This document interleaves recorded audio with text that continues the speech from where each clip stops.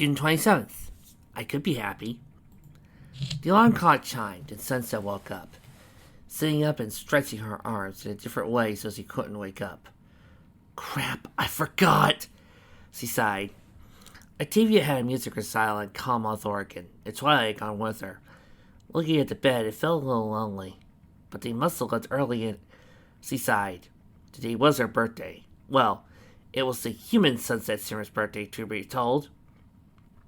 Admittedly, the former unicorn still had no idea if her actual birthday corresponded or not. And so, she turned 30 in pony years today, but it was her birthday regardless, in a manner of speaking. This was the first birthday that she had planned to spend with others that didn't involve her making dumb decisions she regret the next day. The previous ones, she stayed overnight at Flash's place, and there had been a lot of drinking and other stupid things involved. Now she just wanted happiness with her family. She didn't care what the plans were, she just wanted to spend time with her loved ones. Unfortunately for her, it already started off on a bad footing for the supposedly now 17-year-old. Two of the people she loved most in the world wouldn't be present today. She wouldn't see them until Monday evening. It was already going to be a rough day since she had to go to school, even though it was a Friday. Plus, she had to work today, and Fridays were always busy. It didn't help also now that Blossoforth had entered her final trimester. Her doctor had recommended that she stay off her feet whenever possible. So she was now on permanent cashier duty, leaving Pinky and Sunset to handle waitress duties. Pinky even heard her aunt and uncle consider hiring another employee to fill the slot that Blossoforth would likely be leaving once she had her child. Well, maybe Pinky has something planned for today. Sunset thought with a soft smile. Given the large party she threw for Rares' birthday back in April, there'd be no way she wouldn't have had something planned. Well, get Spare Girl's shower, head downstairs, and get hugs and attentions from the parentals. Clambering off her bed in order to make it, she couldn't help but sigh in contentment. Here she was, a 30-year-old mare and a 17-year-old girl at the same time. The daughter figure of the most immortal goddess, princess of the most powerful nation on Equus, a baroness in her own right, since Celestia had restored her given title, and an official Grand Mate of Equestria, a title bestowed on her by Princess Twilight. She was technically now the most powerful unicorn in existence, but none of that mattered to her. No, what truly mattered to her were the folks downstairs who could hug her, was her happy birthday, and let her know she was loved, her parents in spirit, if not blood or even legally. I wonder if Ras feels that way about her foster parents, Sunset thought. Well, maybe when she was older and had her own apartment, she could have the Black Maid's unicorn come for a visit. In any case, that was for some day in the future. Her bed now made, she grabbed a change of clothing from her dresser and wandered off to the bathroom to shower, shampoo, and shine. Oh, you did not just cut me off. I could have had a nice hour scene with Sunset. Ow! 30 minutes later, Sunset was seriously considering if she could get Princess Luna to see if she somehow slipped into a waking dream. As she descended the stairs, the house was quiet and empty. Not at all normal for the household at this time of morning. By the time she reached the kitchen table, she saw Velvet's handwritten note. Sadly, we have a broken link. And I would make fun of it, but that doesn't make any sense. You know? And then I've seen other riffers do this. And here's a bit of advice to anybody who likes to do riffing. Don't make fun of the broken links or the broken images or the broken hyperlinks that are involved. Look, if it was something stupid on the author's part, sure, make fun of that. If it was a accidental link to the wrong song, fine, make fun of that too. But a broken link? That's not something to make fun of, because that's beyond the author's control. What, you expect the author to go back every few weeks or a few months to check if all the links are fixed and if all the links are still there or something? No, nobody's got time for that shit. Nobody's going to do that. That's just silly. You don't need to make fun of a person for that. Instead, maybe tell the author so that the author can go back and fix a link, or point it out so that way the author can grumble that YouTube censored it, because these things are beyond our control. This has been your regularly announced PSA. Thank you. Sunset looked at the note as if it was a refutation of her whole life. If not Twilight or Octavia present was a disappointment, being alone in his house this morning was a bigger one. Is this supposed to be normal, not having anyone care about my birthday? So you remembered all the lavish birthdays that the son Alicorn had thrown here year after year, when all she wanted was just to be called a daughter. Meanwhile, the birthday parties for her friends they had all celebrated over the course of the year. Initially Pinky's own, back in December, then Fluttershy's, back in January, followed by Applejack's in March and Rarity's the month after. There's no way to be forgotten in all that, right? I mean, Pinky even asked 2 weeks ago when Taffy and Twilight's birthdays were so we could start planning. And Sunset walked over to the microwave to start the machine. She heard some keys jingle on the door and a smile came to her face. Woods immediately fell as he saw Cadance walk through the door. "Morning!" The young woman called out, pressing her cream violet infused locks out of her eyes. "Something wrong, Sonny?"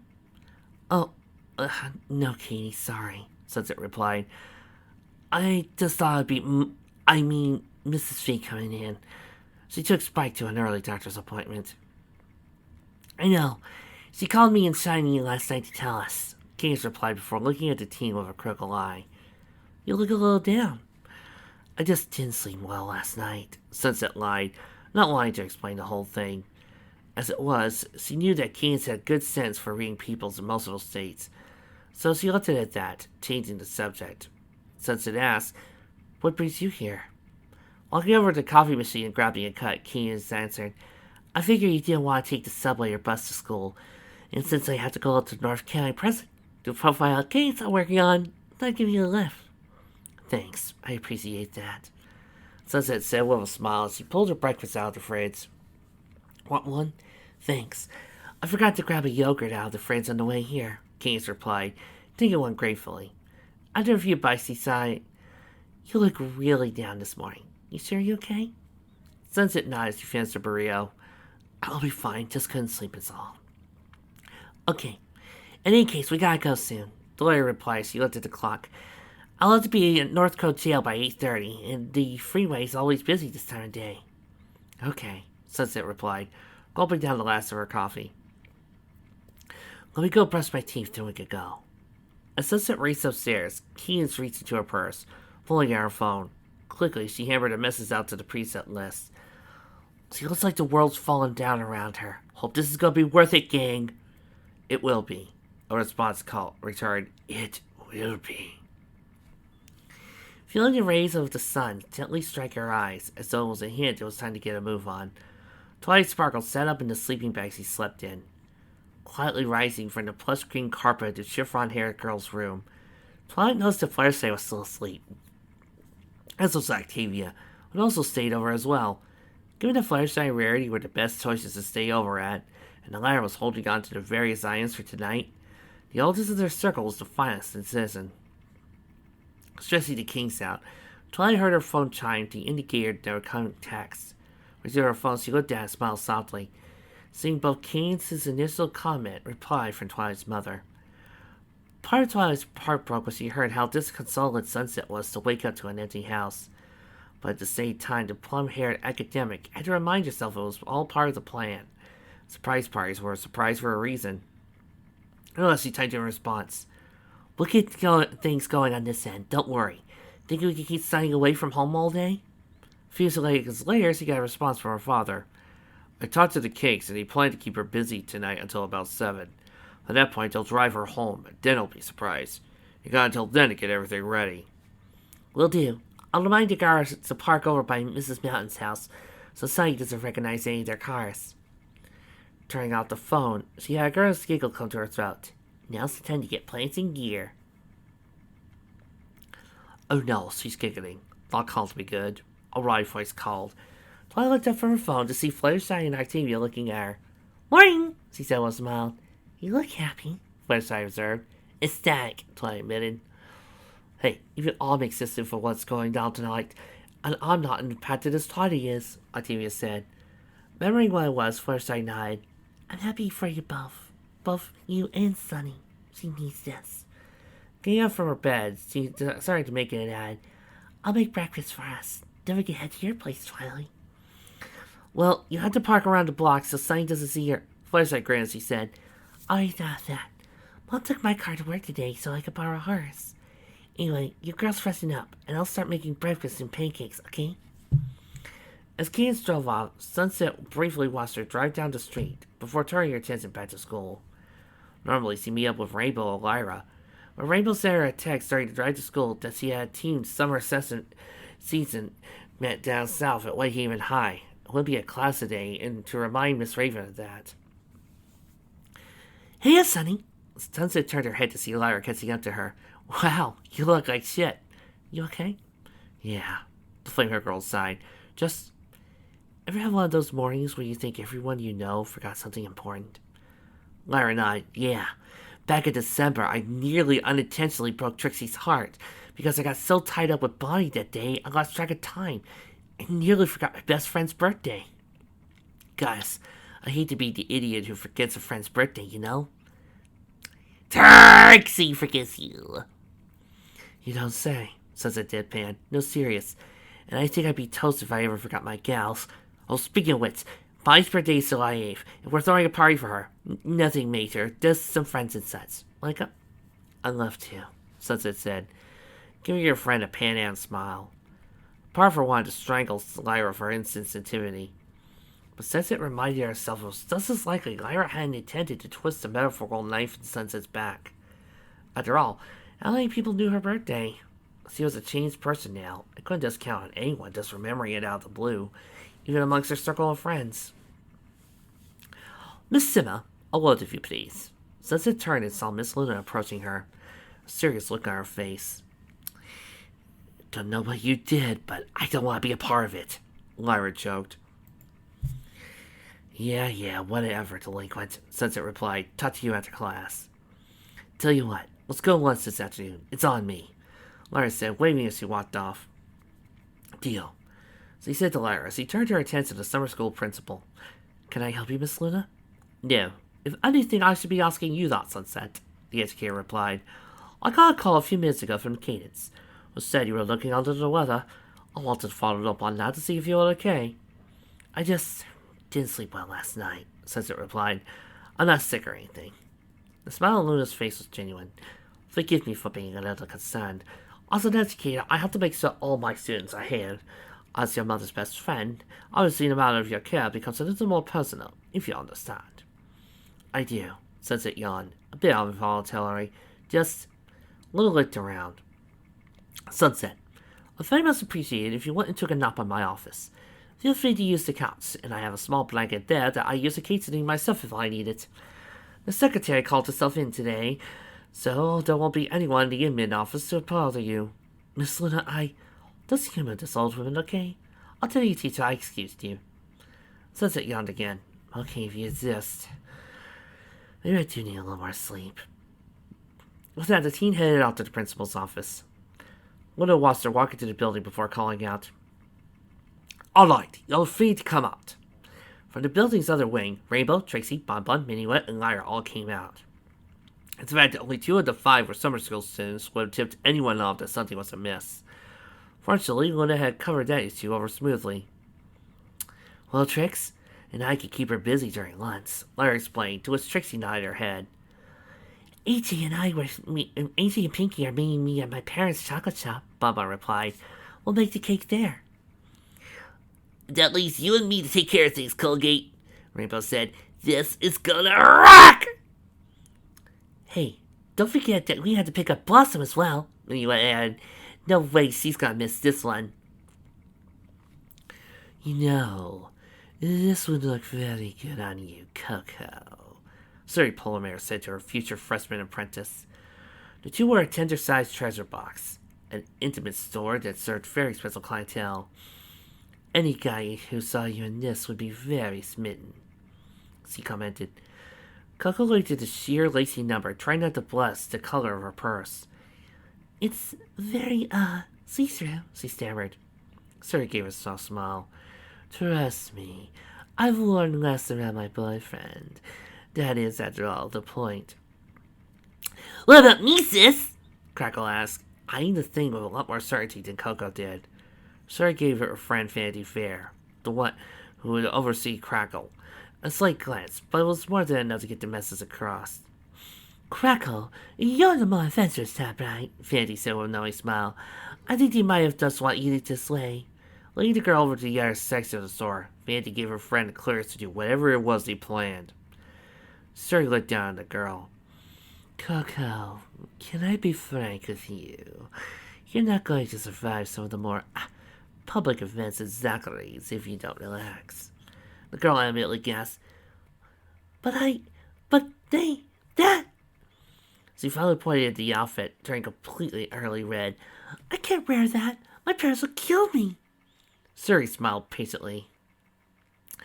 My dear, when I was up for the freshman lingerie contest, I had to wear a lot worse. Actually, you should ask Fleur what she had to wear. At the time she got to know the girl, she learned that she was the sister of Fleur's boyfriend, was breaking her oldest fear when it occurred. Trust me, it's only good fun, both to allow you to get used to some of the more unique parts of womanhood, as well as the harmless razzing that comes with this sort of thing.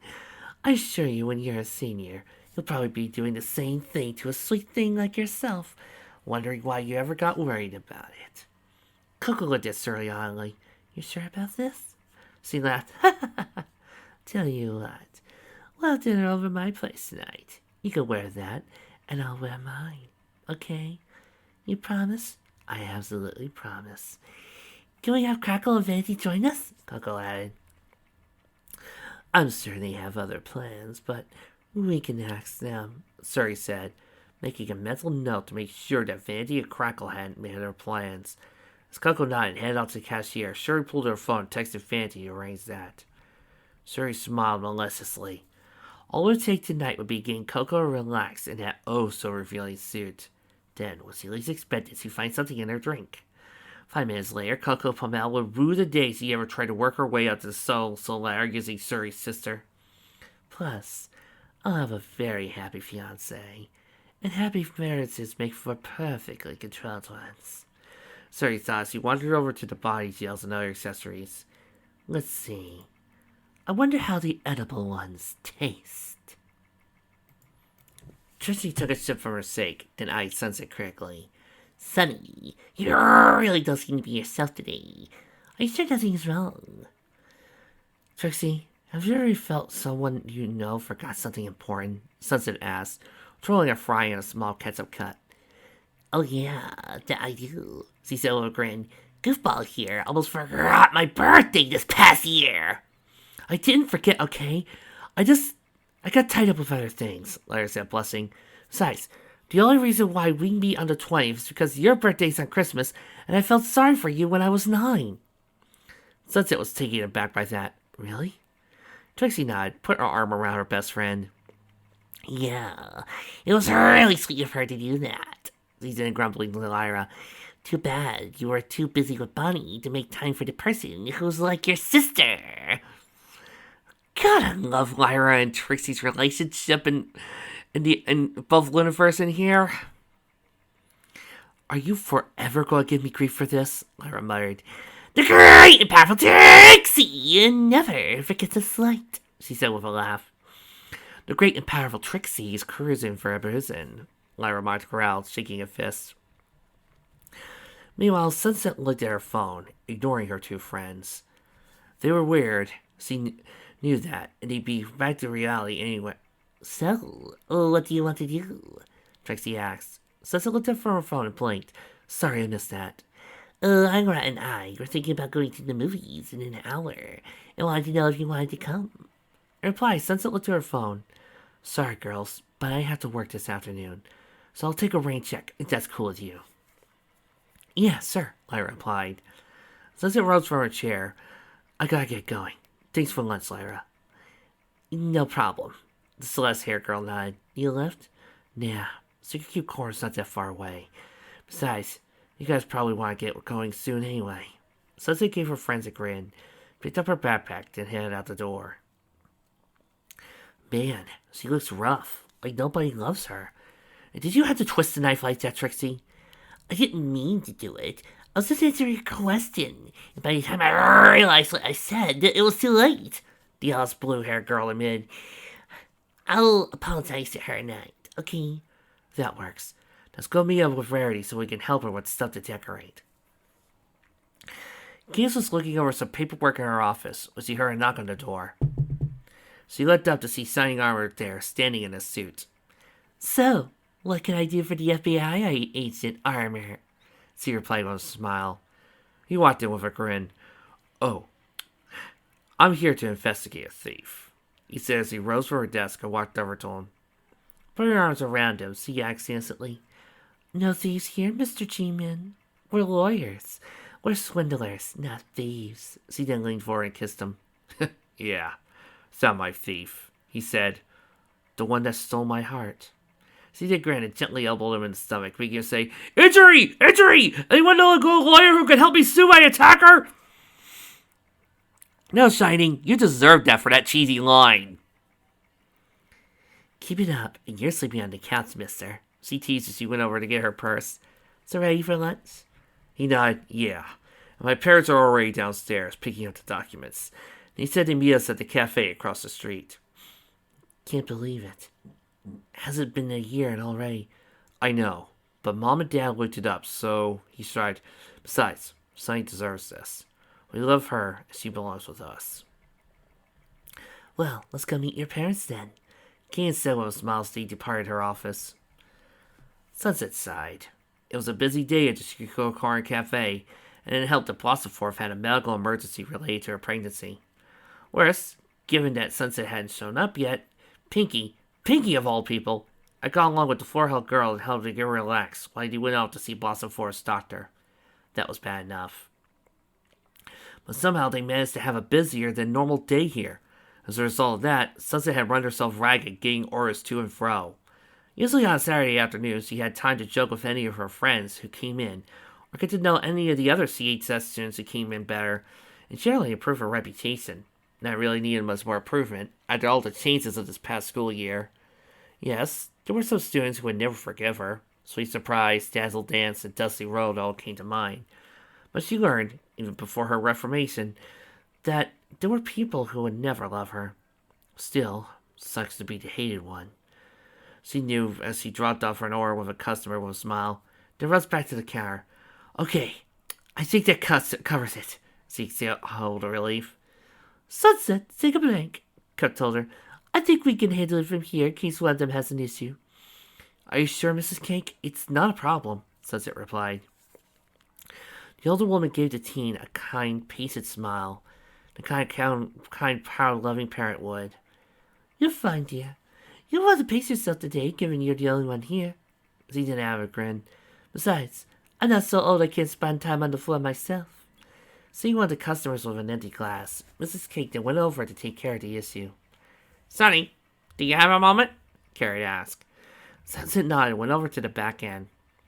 I want to tell you ahead of time, but there's going to be some changes around here coming in the near future, and I want you to be aware of them once they start July 1st. Do you remember about the other cafe you told me about? The Knickerbocker? Sunset nodded. I remember them. Our stuff is much better, but the owner there knows his stuff. Why? The look at Carrot's face was pensive. Premier Rose. He's owned a Knickerbocker for decades, but he's getting on up in the years. He's looking to move in with his daughter family in Tucson, so he asked us to purchase it. Well, I have to take out a loan, but that's not the problem. The problem is... Sunset sighed. I'm fired? Carrot chuckled. No, not at all. Actually, what this means is increased responsibility for you. When you and Pinky get back from San Francisco, I'll take over running the Knickerbocker. Because she can handle the tables pretty well, that means Pinky will come with me, as well as Blossoforth, since she'll be taking a few months off after she has her baby, and having her at the smaller location will be easier. It also means that until Cub can hire someone to help take the slack off of you for a while, you'll have to run the place by yourself. Do you think you can handle it? Well, it was either that or run the sushi place. I suppose I could, Sunset admitted. I mean, Pinky ran this all by herself when it was just you three, right? True. I think it's more than fair to say you've been responsible for bringing in a lot of business since you started working here. Carrot said in place of his wife. Besides, we're glad to give you a raise along with a new title of head waitress. Really? Both cakes merely nodded in response, and the smile on Sensei's face grew as a Pinky-sized level. I think I could live with that. Good! Both adults said with a smile on their face, as another person came into the cafe. Even though Sunset didn't know the either girl, our time back at Equestria revealed the two to be both Timing Tiara and Silver Spoon. Later having come in immediately after a friend. Both teens sat down at the nearest table, chatting about various things. Fortunately, her brief conversation with Ponytime and Tiara helped her to plan for this. Hiya, and welcome to your corner. Let me guess, you'll have a chocolate peanut butter shake, she commented to Diamond before asking Silver. And you'll have an iced caramel mocha? Let me get that for you while you look at the menu. Both girls looked in surprise before asking, How did you... Sunset winked. I'm just good like that, she said before walking off to go put the drink orders in.